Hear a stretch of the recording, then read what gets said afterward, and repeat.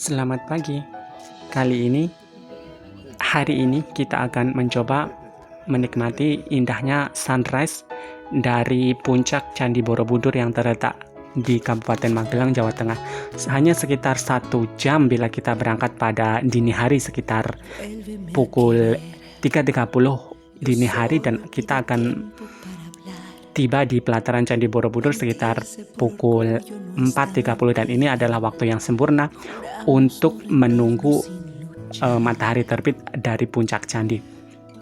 Dan memang kebanyakan yang datang ke sini adalah turis mancanegara yang jauh-jauh datang dari Eropa maupun Amerika maupun Australia, dan memang sejujurnya hanya sedikit turis domestik yang menikmati paket sunrise ini. Tetapi semoga kali ini matahari bersinar cerah dan sesuai dengan ekspektasi mereka yang datang jauh-jauh dari belahan bumi lain hanya untuk menikmati indahnya matahari terbit dari Borobudur. Terima kasih, selamat menyaksikan.